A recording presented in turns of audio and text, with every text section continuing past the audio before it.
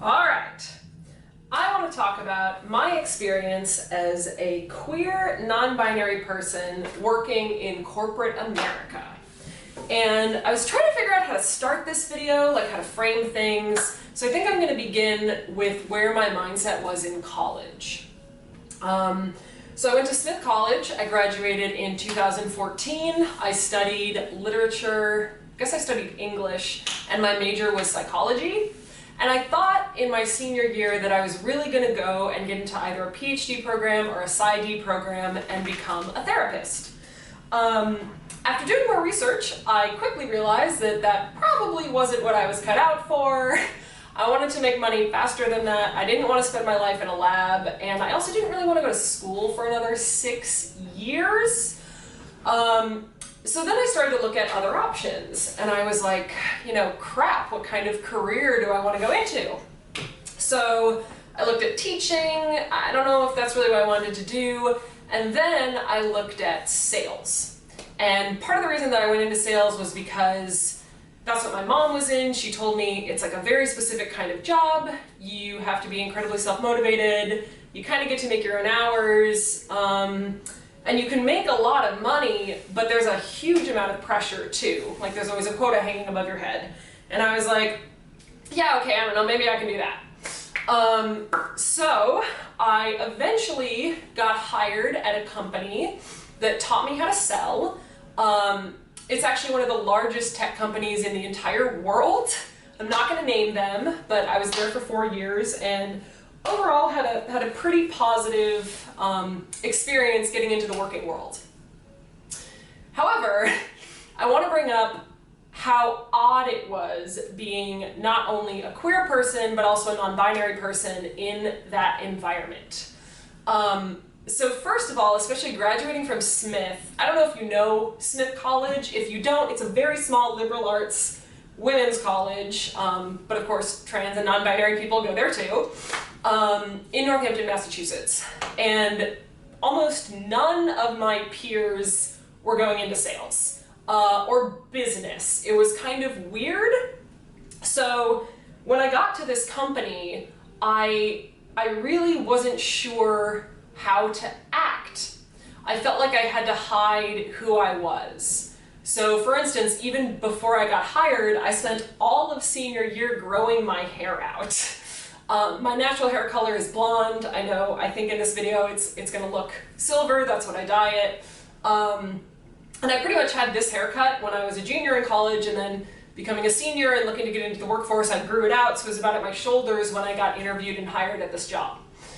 So first of all, I could pass more as straight. I didn't have any tattoos, and I didn't really dress like this. I dressed much more feminine. So for the first year of being in that job, which I was at for 4 years, I didn't tell anyone I was gay. I was dating a woman, didn't tell anyone about it. Finally, I did. I think it was because she and I broke up. But anyway, when I did, I found out that nothing bad really happened, which was good, but it was also lonely because when I came out, there were no other queer people around me. Like I specifically remember there was one other lesbian like in the entire building that I knew about. I didn't even tell anybody I was non-binary because I didn't have the words for it at the time. I wasn't even sure what my gender was.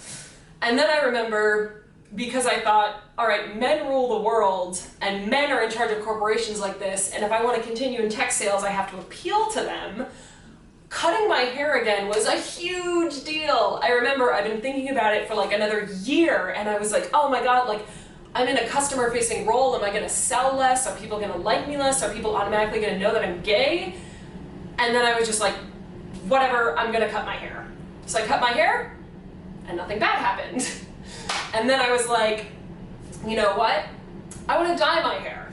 I've always wanted silver hair. It's something I've always loved. I'm gonna do it. And I remember it was this huge thing where everybody around me that I asked who was working in that environment was like, no, like you're already alternative looking because of your short hair. You can't have like short hair and dye it. And I was like, whatever, I'm good at my job, I'm gonna do it. So I dyed my hair silver.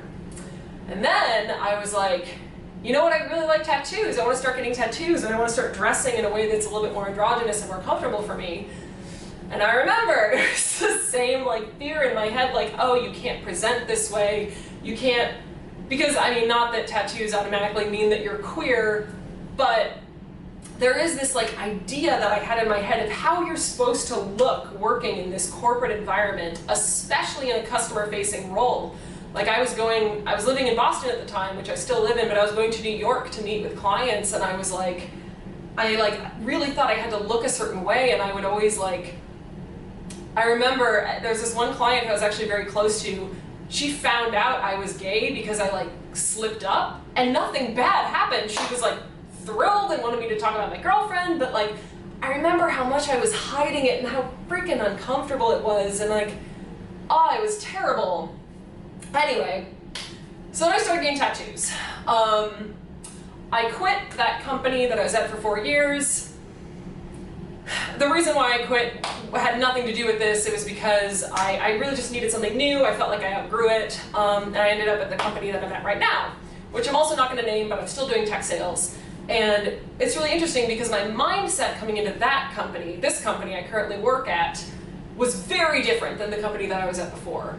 Not only because they're different companies in the way that they go about things, but in that I was like, wow, like I was in the closet, I didn't talk about my gender, I didn't dress the way I wanted to dress, I didn't express myself the way I wanted to express myself, and that sucked. So I remember in the interview with this company that I currently work at, which, by the way, is an amazing company. Like, I love my company, the culture's incredible, they're very committed to DEI, they're so supportive about my gender and my sexuality. Anyway, in the interview, I like brought up my girlfriend very purposefully, and I dressed in a suit, and I was like, you know what, like, I'm gay, I have this hair, I have a tattoo, I'm gonna get more tattoos, and like, this is who I am. And they hired me.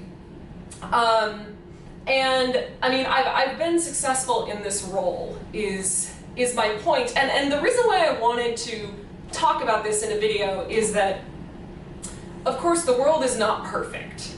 And I was lucky to find 2 jobs where I was accepted for who I am. And I'm not saying that that's going to happen everywhere, because we still have a lot of work to do as a society. But I am saying that a lot of the BS that was in my head about how I had to look and what would make me acceptable and what would make clients like me so that I could make sales was not true. The way that I look and the way that I present myself is perfectly professional and acceptable.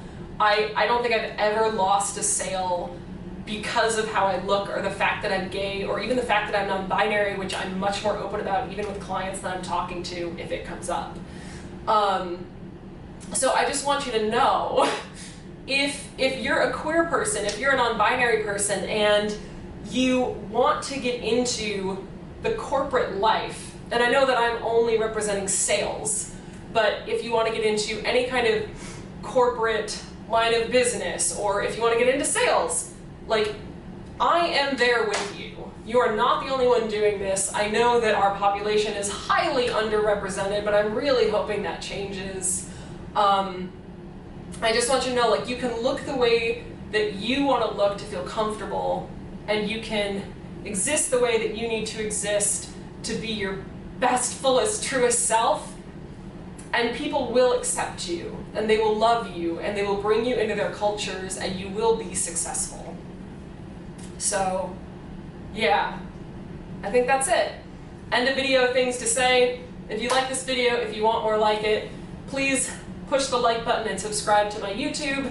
If you want to see more of me, my Instagram is also Cosmic Phenomenon, or you can go on my website, which is cosmicphenomenon.com. And I think you're lovely.